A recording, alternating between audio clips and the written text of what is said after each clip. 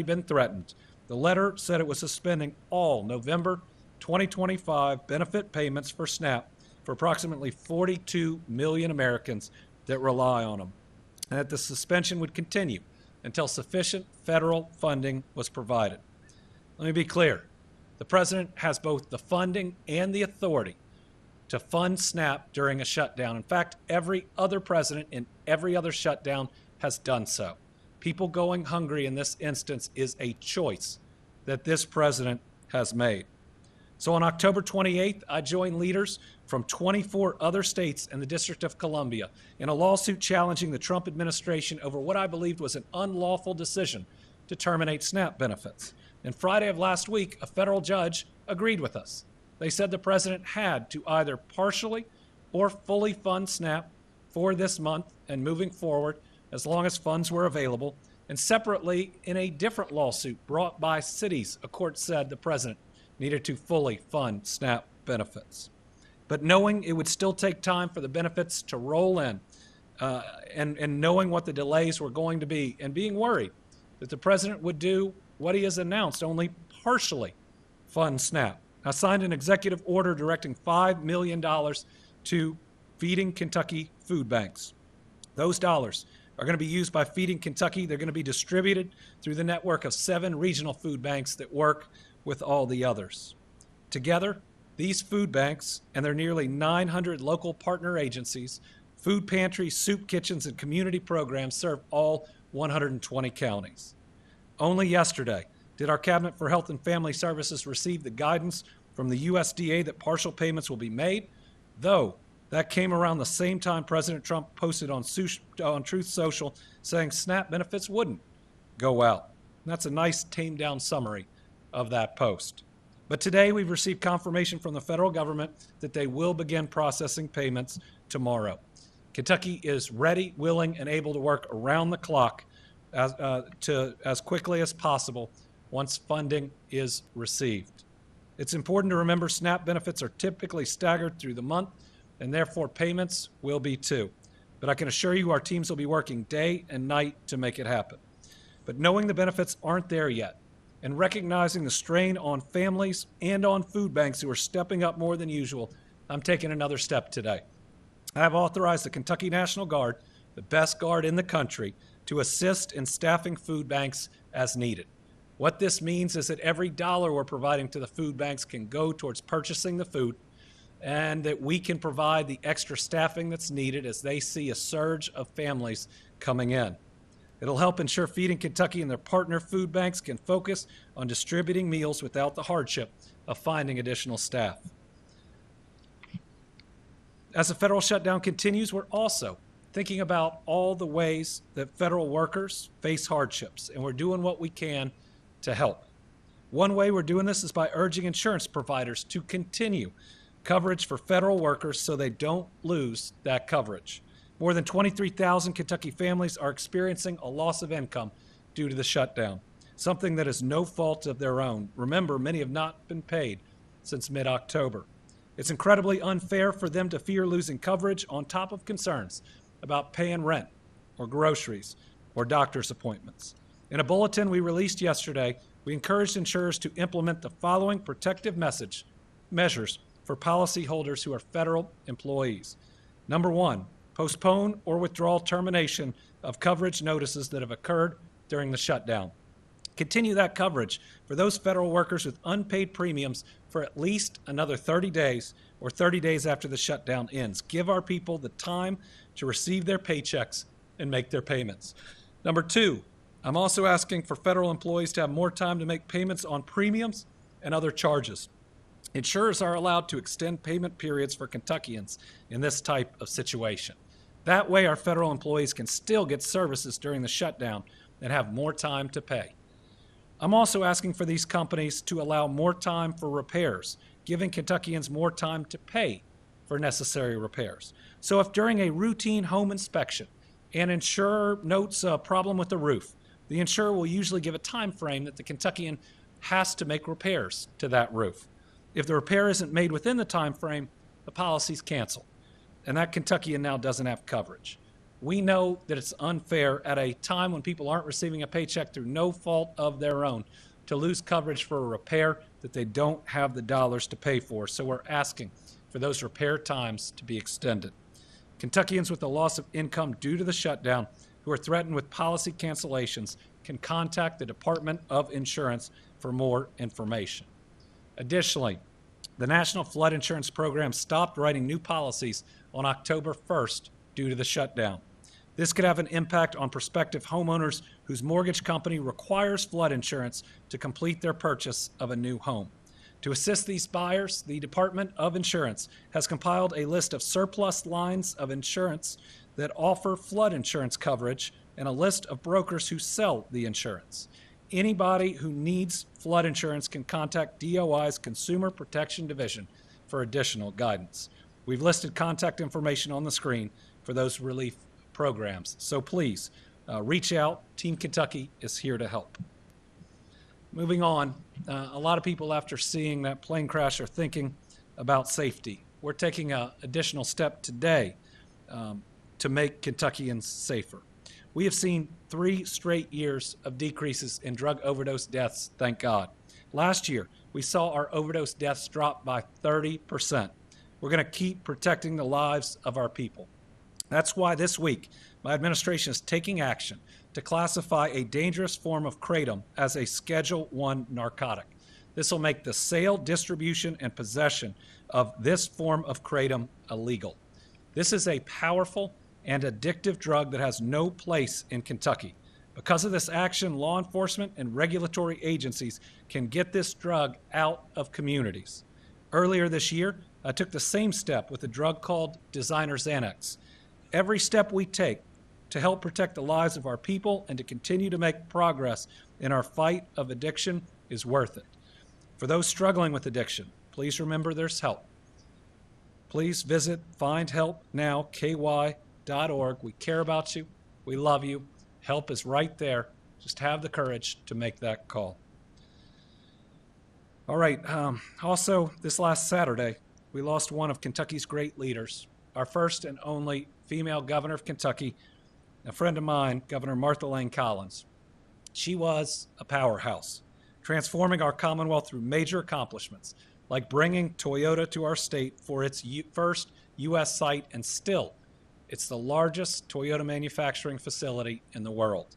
She created a foundation for us to build a strong future on, and her legacy will continue to benefit Kentucky families for generations. She was a proud Kentuckian, and she'll be greatly missed. As a kid, I got to see her in that role and the strength in which she governed. I remember getting the opportunity to go over to the governor's mansion. She had a dog named Jinx, but just a great person who later would provide good advice, a lot of support, and would continue the great foreign direct investment ties she had to benefit the Commonwealth for decades after she served as governor. Brittany and I are praying for her husband, Bill, for Steve, her son, the entire family, as we remember this remarkable leader who made an undeniable difference in our state. Plans for a service to honor Governor Collins are still underway, and we think we'll have more information in the next day or so. For now, we know that the former governor will lie in the old state capitol this Sunday, with the public able to pay their respects from noon until 3 p.m. We should have more information soon. Finally, our Team Kentucky All-Stars, over the last 5 years, we have been hit by a pandemic, by natural disasters, by mass shootings. We've been hit with a lot. And I think there's a saying that God saves his toughest challenges for his strongest soldiers. And I always see Kentuckians rise to the occasion. And on something like this plane crash, you just see the worst of the worst, almost the unimaginable. But immediately after, we always see the best of the best. And after enduring flooding, that's neighbors carrying neighbors to safety. And certainly during this disaster, during this plane crash, it was a surge of brave, of well-trained, and of skilled first responders that took on a raging fire and have rendered the area so much safer in a very short period of time. They show everybody that you can come from, 15, 20 different fire departments, different groups, and you can work together seamlessly. 50 different fire trucks putting out the flames and then bravely walking through a dangerous area, going from what used to be a building to another what used to be a building, trying to find people. I got to watch the footage from the helicopter in real time, while that fire was still going on, of brave men and women moving through the area, trying to find people that needed help. So listen, our Team Kentucky All-Stars today and every day are all these first responders, both at the site and who do the planning and the execution off-site. Sadly, we've gotten really good at this. The Louisville group, emergency management, everybody they work with is top notch. The state group is too. By now, we're all on a first name basis and know just about everything about each other's families too.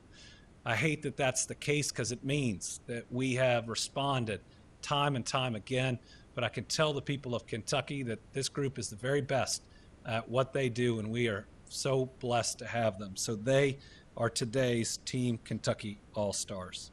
All right, we've got a couple of journalists that are with us in the room today. We also have about 4 on the line. We'll start with Carolina from WLEX.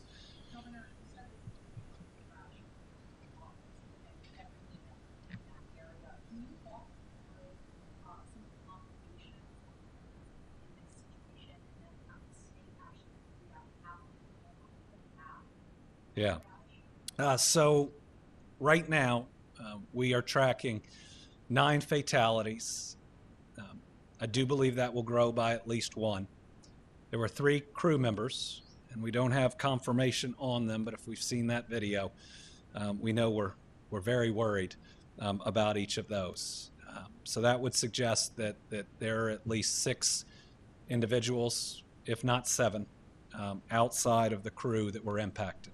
When you look at where the plane hit, thankfully it missed that restaurant. And by the way, they've opened up their restrooms in their facility for first responders. Pretty incredible. After just about having your facility and everybody inside wiped out, that you're now a part of the rescue. So very proud of them. It hit 2 of the lesser populated businesses in the area. It hit the Kentucky Petroleum Recycling, and because of what they have there, and the tanks that they have, that made the situation more dangerous. It appears the pressure valves did go off. It did cause, we think, extra smaller explosions, but it appears they may have operated as intended to prevent it from being worse. At different times, first responders did have to take cover because of what they were dealing with, but they were trained and ready and knew what was on site really quickly, really impressive to watch, and I was listening to it in real time. It then hit, I think it's called Grade A Auto Parts, which isn't just a store. It's more of a large lot of cars. I don't know if it's a pick-apart, but it looks like one of the pick-apart yards, at least from overhead. So not as densely populated as a number of the other businesses would be. Now, there are some other, we believe, small businesses there, and there are a number of buildings that were fully destroyed or partially destroyed. Getting in to the blaze quickly was complicated by that, but these groups got in and got control of this much faster than I think most people would have believed was possible. This is very close to the Ford facility. Very close. I was talking with their CEO, who we spoke directly, cares about the people in that facility, and Ford leadership has surged in. I think they'll be fully open by this afternoon, but was being very careful with their people. I mean, the images from just the back of their facility are incredible, and how close it is. The convention center, the livestock show is very close, and so people were coming in. Talked directly to their head of security, who shut down people coming in, got the information out there to take care of folks. Louisville Emergency Management did a really good job, first with the 5-mile radius, but then very quickly being able to see where the smoke was going, and give a smaller radius for that. And now it's down much tighter. And then we are doing water testing right now in and around the area. And everybody can rest assured that we're going to use all the best science for that and be able to tell them when everything is safe.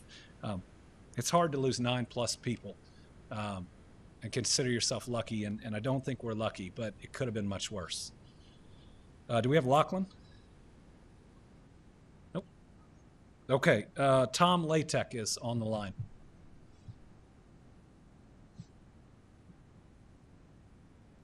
Thank you, Governor. Had to jump and get the unmute button there.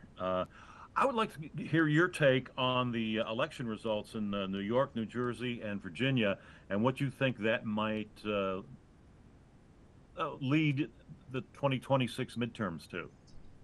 Well, as vice chair of the Democratic Governors Association, I'm very proud that last night we went 2 for 2, and they weren't close. Our gubernatorial candidates both made history. One flipping Virginia, becoming the first female governor of Virginia, winning by, I think, 15 points more than projected. And then Mikey Sherrill in New Jersey becoming governor. This is the first time there's been 3 consecutive Democratic gubernatorial terms in 60 years. Neither of these races were easy. I certainly was directly involved in very significant ways in both of them, but most of the credit should go to those 2 candidates who are great leaders. And the thing that I'm excited the most is that they will govern well. But what you saw across the country were Democrats winning in city council races in South Carolina, statewide PSC races in Georgia. You saw the New York race and many others. And I think it says 2 things. Number one, the American people are so concerned about the American dream slipping away. They are looking for candidates that are focused on their everyday concerns and needs, and that starts with their job and whether they can afford what they need to feed their family, maybe take them on a vacation every once in a while, the ability to afford that next doctor's appointment, to be able to travel safe roads and bridges, to know the school they drop their kids off at is a quality school, and they want to feel safe in their neighborhoods. That's where the Democratic candidates were. That's how they ran, even across different parts of a political spectrum. That's what people were promising. And, you know, I'm putting it out there. I don't want it to be a secret because I think Republicans, independents, all those candidates should be running the same way. And maybe that's a way to heal the country, to bring everybody back in, to make these issues nonpartisan, and then not to move to the right or the left, but to move forward. But I think the other thing we saw was a very clear statement that politically, President Trump has been a failure in his first year of his second term. The president was involved in and lost the Wisconsin Supreme Court races. He was involved in and lost both of these governor's races. He even endorsed a non-Republican in the mayor's race in New York and lost. So I hope that this gives courage to people who've lacked it in Congress to do their jobs again. I'm not asking them to be a Democrat or an independent. I'm asking them to be a separate branch of government that believes in checks and balances and restores lawfulness to Washington, D.C. Just do your job. There's not a political advantage to not doing your job, and the people of the United States are watching. Okay, we've got WLKY. Okay, we have Sylvia Goodman.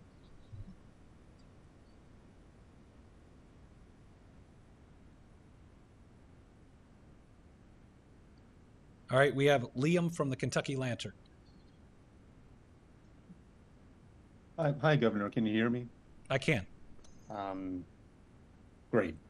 I had a little bit of context before I ask my question. There's an advocacy group called the Kentuckians for Energy Democracy that they say that have organized roughly 40 other organizations to sign on to an effort urging you to issue a executive order for a moratorium on stopping utility disconnections during the government shutdown until the next allocation of LIHEAP funding is made available two Kentuckians. The National Energy Assistance Directors Association, which represents state directors of LIHEAP programs, last month called for utilities to suspend shutoffs during the government shutdown.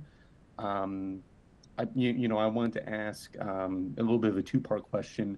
Would you consider such a move? And second, what's your understanding of the status of LIHEAP funds in Kentucky, especially in the context of cuts to the federal LIHEAP office earlier this year? Yeah, let me get you where we are on LIHEAP. I'll certainly consider any information that is sent to me that would help our people during the shutdown. I don't think that I have seen that petition, but if it's reached us, I will make sure that I do. Always willing to consider things that could help the people of Kentucky, especially those that work for our federal government and that aren't receiving a paycheck right now through no fault of their own.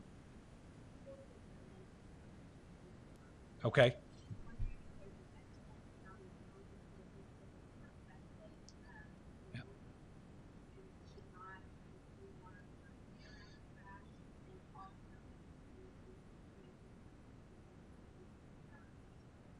Of what's the last?